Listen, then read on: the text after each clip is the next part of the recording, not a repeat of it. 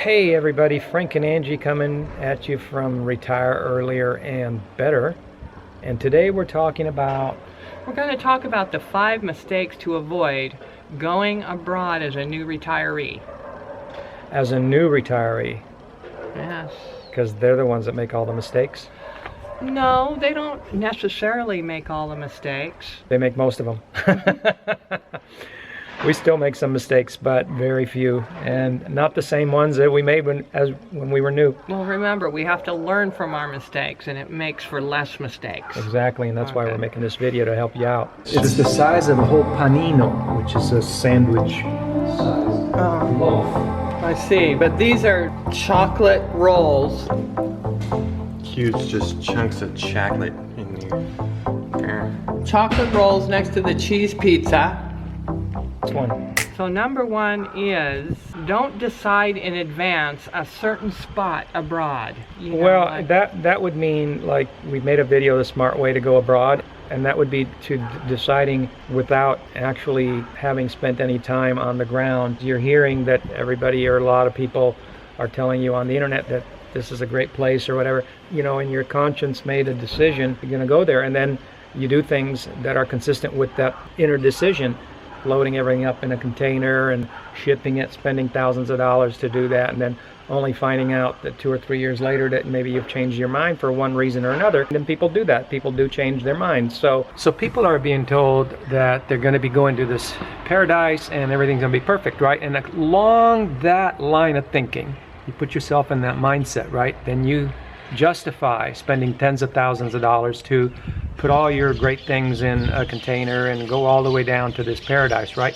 And then 2 years later, as we've discussed many times before, as far as the the time frame, the general time frame that expats spend abroad in these places that are ram pumped, all of a sudden it's like, okay, well, I think I've changed my mind, and so then what happens? But then when you change your mind and it's time to go back, now not only did you pay for all your household contents the first time you bought them, but then you paid again tens of thousands of dollars shipping to Ecuador. Now you're contemplating having to spend another tens of thousands of dollars just to ship them back, and this just really puts the last screws in the coffin of, wow, did we really screw up? And the point is that you should consider not burning your bridges, making permanent commitments like that to a place because it's a fad and other people are doing it is a big mistake in most cases. Yes. Okay. All right, number 2, signing away your rental rights on leases. Signing away your rental rights on leases. We've helped hundreds of expats get locally priced rentals living when they move abroad. We've been right there front and center and watch this happen all the time. And don't sign leases. I mean, you got to keep things simple, and this is a very deep subject that you can easily just make a whole 1-hour video on. They don't fix anything. Worse than that, because there's like actual problems with properties, and they won't respond, and then they keep deposits and all this kind of thing. Foreigners are definitely misplaced and misguided in making agreements. Being new and just landed and signing agreements where they agree to 10% rental increases per year. This is unheard of, and is just the result of Retire Abroad media funneling tens of thousands of people in the same small areas, and people feeling like they have to agree and compete, and so the way I see it, just don't go where everybody's going, and don't go wherever is on a media list. Forget the lists. I just have to say that it isn't as simple as you might think the way things are done in the States. The issue is with going abroad is that there's a lot of blind spots as a foreigner, and therefore there's a lot of situations where it ends up costing you more than you wanted, and it ends up causing you a lot more aggravation than you had originally planned. So there are ways to reduce or remove aggravation and unnecessary costs. We've streamlined that process, and it's part of our educational program. Okay, number 3, think that you'll be able to get a job. Yeah, a lot of people want to go abroad so much that they're not yet retired and they want to be able to get a job. And sometimes there are jobs you can get, but that's not really recommended.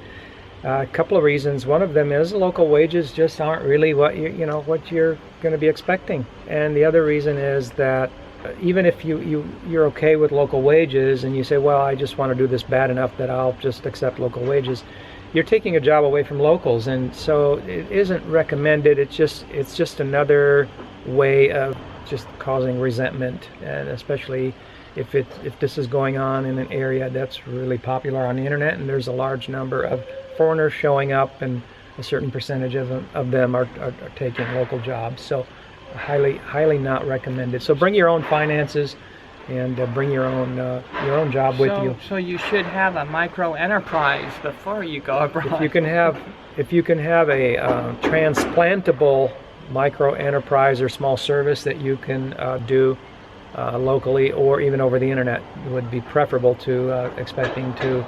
Even if you think you can get a job, it's discouraged. We discourage that.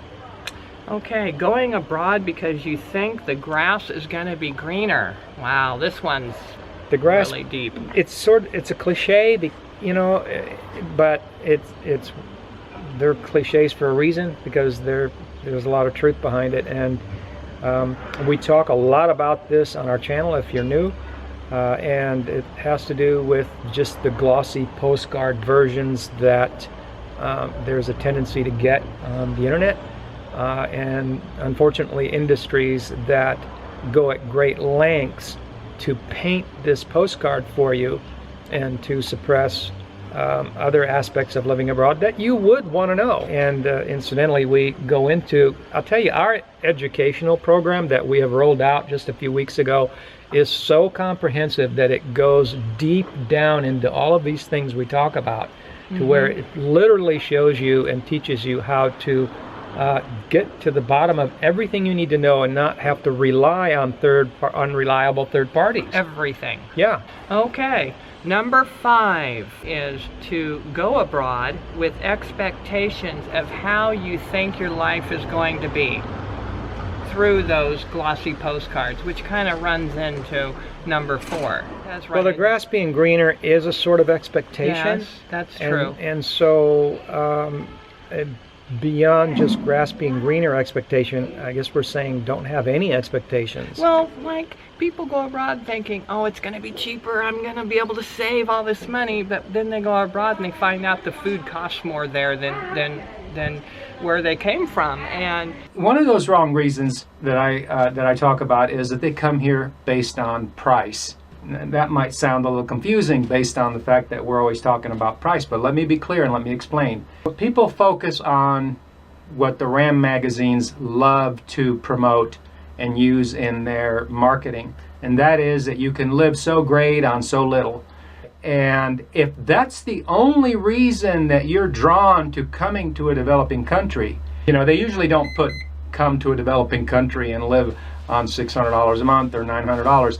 They say come to paradise. That's how they woo people. Food costs are way higher in Panama City than they ever were in the States for us. That's just an example. Food costs were going up every single year that the expat bubble was on in Cuenca, Ecuador. The food costs were going on slowly, but they were going up. And eventually, if you're not making a study of it, eventually they just reach U.S. prices if you're a pro at being a frugalist on steroids, like me. Okay. Right, and those are 5 of the main areas that you will definitely want to consider before making any plans to go abroad. And thank you for watching the video. You know what to do if you liked it. And as always, have a wonderful day. I think it's ridiculous.